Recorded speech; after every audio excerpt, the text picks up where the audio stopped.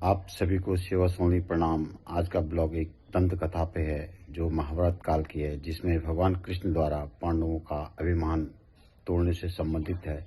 तो इस विषय पर विस्तृत रूप से सुनते हैं मेरे पिताजी के मुखाग्र बिंदु से।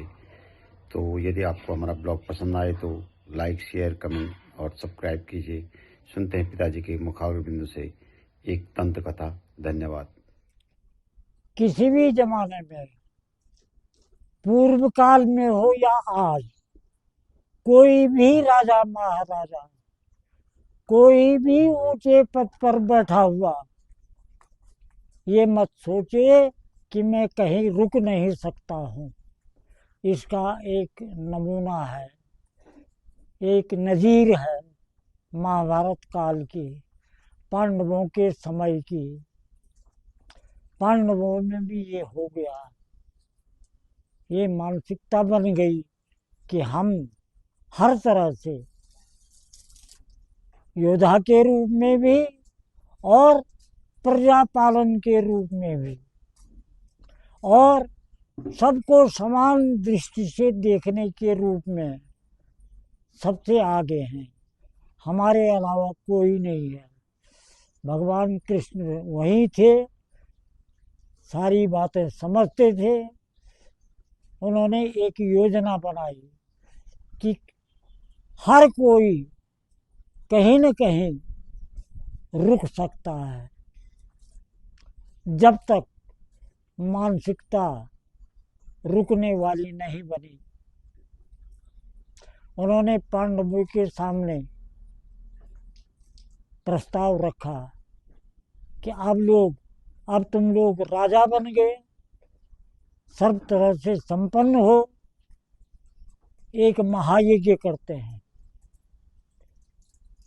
पांडव लोग तैयार हो गए। उन्होंने कहा, महाराज आप हैं और आपकी आज्ञा है तो यज्ञ हो जाएगा। लेकिन भगवान कृष्ण ने कहा, मेरी एक शर्त है। भगवान कृष्ण की शर्त जहाँ पड़ी जाएगी उससे डरना जरूरी है। पांडव लोग डर गए। अब वही शर्त जो है कहीं रोकने वाली ना हो जाए।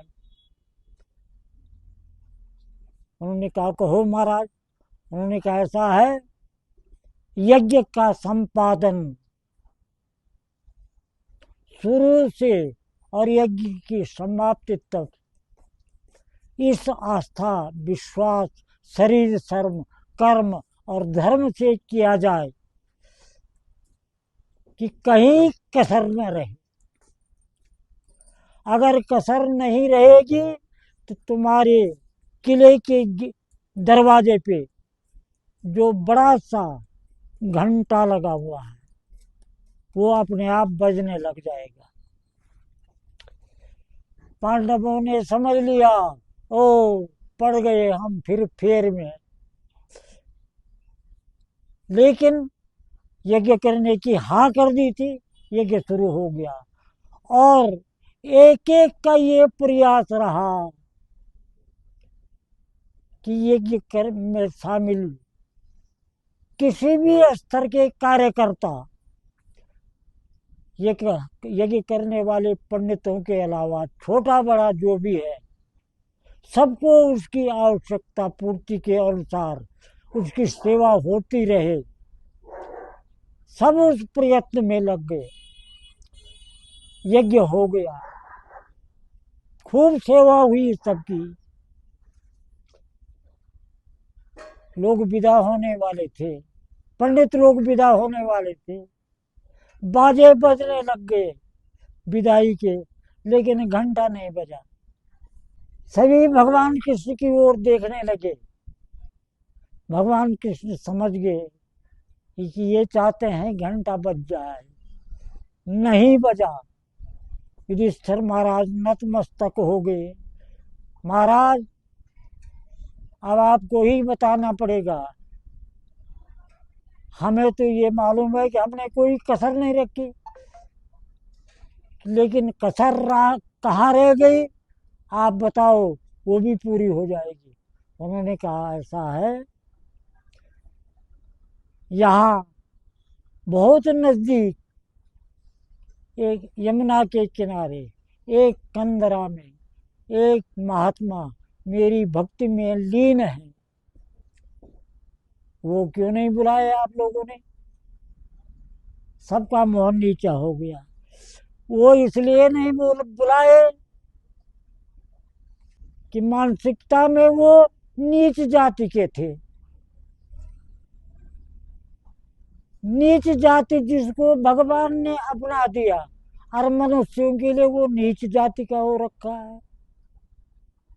जब तक उनको भी मालूम है कि भाई ये क्या हो रहा है, जब तक वो संतुष्ट नहीं हुए तब तक घंटा नहीं बजेगा।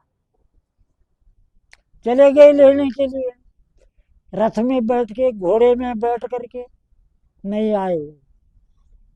आखिर द्रौपदी नंगे पांव जब गई तो वो चले आए।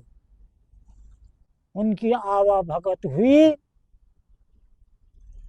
दिमाग से भगवान के अनन्य भक्त होने की वजह से तमाम छुआछूत की धारणा निगल गई, घंटा बजने लग गया। और ये सत्य है। इस सत्य को स्वीकार करना पड़ेगा हमको। आज रैदास जी जूता सिलने वाले चमार थे और मैं बहुत बड़ा पंडित हूँ। उनके नाम से छुट्टी हो रही है, अवकाश हो रहा है, सार्वजनिक अवकाश। मेरे नाम से कुछ नहीं हो रहा। ये विचार करें और स्वीकार करें। धन्यवाद।